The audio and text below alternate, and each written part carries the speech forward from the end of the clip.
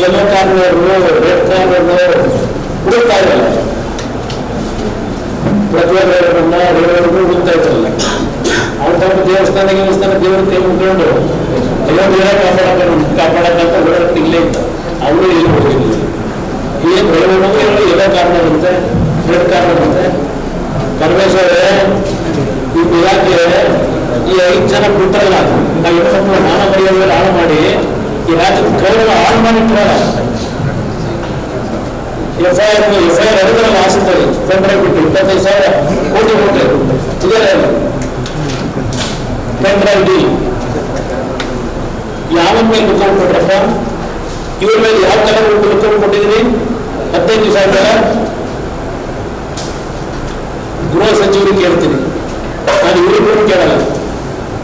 ಮುಖ್ಯಮಂತ್ರಿನ ನಿಮ್ಮ deputy CM ಕೇಳಲ್ಲ, ಗೃಹ ಸಚಿವರು ಕೇಳ್ತೇನೆ. ಇವ್ರ ಮೇಲೆ ಯಾವ ಕಲರ್ಗೆ ರಿಪೋರ್ಟ್ ಮಾಡಿದ್ರಲ್ಲ? 5 ಜನಕ್ಕೆ ಕಂಪ್ಲೇಂಟ್ ಕೊಟ್ಟು 22ನೇ ತಾರೀಕು ಟಚ್ ಮಾಡಿಲ್ಲ ಅಂತ ಯೋಗ್ಯತೆ, ನಿಮ್ಮ ಯೋಗ್ಯತೆಗೆ SIT ಅವರು ಯಾವ ತನಿಖೆ ನಡೆಸ್ತಾ ಇದ್ದೀರಿ? ಯಾವ ತನಿಖೆಗೆ ಆದೇಶ ಮಾಡಿದ್ರಿ ಮುಖ್ಯಮಂತ್ರಿ? ನಾನು ಹೇಳಿದ್ರಲ್ಲ ವಿಧಾನಸಭೆಗೆ ಬರಲಿ ಅಂತ ಹೇಳಿ ಯೋಚನೆ ಮಾಡ್ತಾ ಇದ್ದಾರೆ. ಈಗ ಲೋಕಸಭೆಗೆ ಹೋಗ್ಬೇಕು, ಇಲ್ಲ ಇಲ್ಲೇ ಉಳ್ಕೋಬೇಕು ಅಂತ ಹೇಳಿ ಚಾಲನೆ ಮಾಡೋರು ನಮಗೆ ಎದುರು ಹೋಗ್ತೀವಿ ಅಂತ ತಿಳ್ಕೊಂಡಿದ್ದೀರಾ? ಯಾವನ್ ತಪ್ಪು ಮಾಡಿದ್ರು ಇವತ್ತು ನನ್ನ ಜೀವನದಲ್ಲಿ ತಪ್ಪು ಮಾಡಿದವರಿಗೆ ನಾನು ಮುಖ್ಯಮಂತ್ರಿಯಿಂದ ಆಗಲೂ ಅಷ್ಟೇ, ಇದರಿಂದ ಆಗಲೂ ಅಷ್ಟೇ ರಕ್ಷಣೆ ಕೊಡ್ತಕ್ಕಂಥ ಕೆಲಸ ಮಾಡೋದು ಹೋಗಿಲ್ಲ. ಇದು ಈ ಸರ್ಕಾರ ಹೇಳ್ತಕ್ಕಂಥದ್ದು. ಇಲ್ಲಿ ಪಾಪ ಈಗ ಅಕ್ಸರಿ ನಮ್ಮ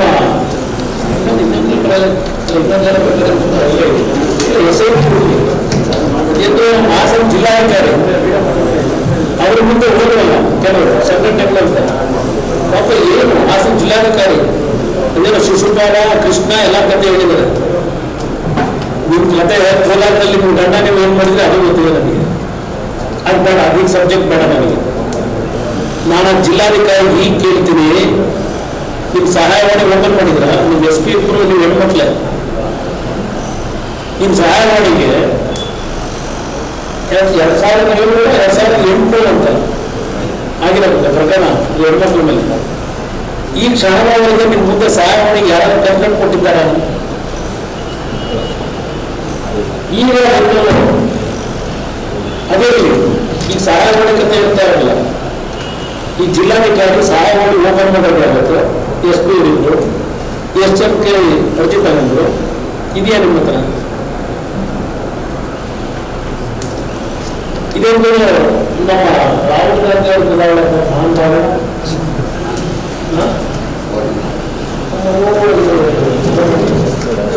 ರಾಹುಲ್ ಗಾಂಧಿ ಅವರು ಹೇಳ್ತಾರೆ, ಇಲ್ಲಿ ಪ್ರಜ್ವಲ್ ಪ್ರಕರಣದಲ್ಲಿ 14 ವರ್ಷದ ಕೆಳಗಿನ ಅಪ್ರಾಪ್ತೆಯರು ಸಂತ್ರಸ್ತರಿದ್ದಾರೆ. ಪ್ರಜ್ವಲ್ ಕುರಿತು ಮೊದಲೇ ಮಾಹಿತಿ ಇದ್ದರೂ ಆತ ದೇಶದಿಂದ ಪರಾರಿಯ ತಡೆಯದ ಕೇಂದ್ರ ಗೃಹ ಸಚಿವ ಅಂತ ರಾಹುಲ್ ಗಾಂಧಿ ಸನ್ಮಾನ್ಯ ಮುಖ್ಯಮಂತ್ರಿಗಳೇ, ನಿಮ್ಮ ಮುಂದಿನ ಪ್ರಧಾನಮಂತ್ರಿ ಘೋಷಣೆ ಮಾಡಿದ್ದೀರಿ ನಿಮ್ಮ ಅಭ್ಯರ್ಥಿ ಮಲ್ಲಿಕಾರ್ಜುನ್ ಖರ್ಗೆ ಆಗೋಣ, ರಾಹುಲ್ ಗಾಂಧಿ ಆಗಬೇಕು ಅಂತ ಇಲ್ಲ ನೀವೇ ಅಲ್ವೇ? 16 ವರ್ಷದ ಕೆಳಗಿನ ಅಪ್ರಾಪ್ತಿಯರು ಸಂತ್ರಸ್ತರಿದ್ದಾರೆ ಅಂತ ಹೇಳಿ ನೀವು ರಾಹುಲ್ ಗಾಂಧಿ ಹೇಳಿಕೆ ಕೊಟ್ಟಿದ್ದಾರಲ್ಲ, ಯಾವ ಆಧಾರದ ಮೇಲೆ ನೀವು ರಾಹುಲ್ ಗಾಂಧಿ ಹೇಳಿಕೆ ಕೊಟ್ಟ? ತನಿಖೆ ಕರೆದ ರಾಹುಲ್ ಗಾಂಧಿನ ಇಲ್ಲಿವರೆಗೆ 16 ವರ್ಷದ ಹೆಣ್ಮಕ್ಳು ಪೋಸ್ಕೋ ಕೇಸ್ ಹಾಕಿದ್ರೆ ಅಜೀಬ್ ಬರೆಯನ್ನು ಜೈಲಿಗೆ ಕಳಿಸಬಹುದು ನಡೆಸ್ತಾ ಇದ್ದಾರಲ್ಲ, ಹುಡುಕ್ತಾ ಇದ್ದಾರೆ ಗೊತ್ತು ನಮ್ಗೆ. ಅದೇ ನಾವು ಮಾಹಿತಿ ಕೊಟ್ಟಿದ್ದಾರೆ. 16 ವರ್ಷದ ಹೆಣ್ಮಕ್ಳಲ್ಲಿ ಯಾರಾದ್ರೂ ಹುಡುಕಿ ಪೋಸ್ಕೋ ಕೇಸ್ ಹಾಕ್ಬೇಕು ಅಂತ ಹೇಳಿ ಹೊರಟಿದ್ದೀರಪ್ಪ. ಇಲ್ಲಿ 400 ಮಹಿಳೆಯರ ಮೇಲೆ ಪ್ರಜ್ವಲ್ ಅತ್ಯಾಚಾರ ಫಿಗರ್ ಹೇಳಿ ನೇರವಾಗಿರ್ತಾರೆ ಆಗಿದೆ ಅಂತ ಹೇಳಿ ರಾಹುಲ್ ಗಾಂಧಿ ಯಾವನಪ್ಪ SIT ಮುಖ್ಯಸ್ಥ DK ಸಿಂಗ್ ಯಾಕಪ್ಪ ಕರೆದಿಲ್ಲ ಇನ್ನೊಂದು ರಾಹುಲ್ ಗಾಂಧಿನ? ಸ್ಪೆಸಿಫಿಕ್ ಆಗಿ ವಿಚಾರ ಮಾಡ್ತಾರೆ.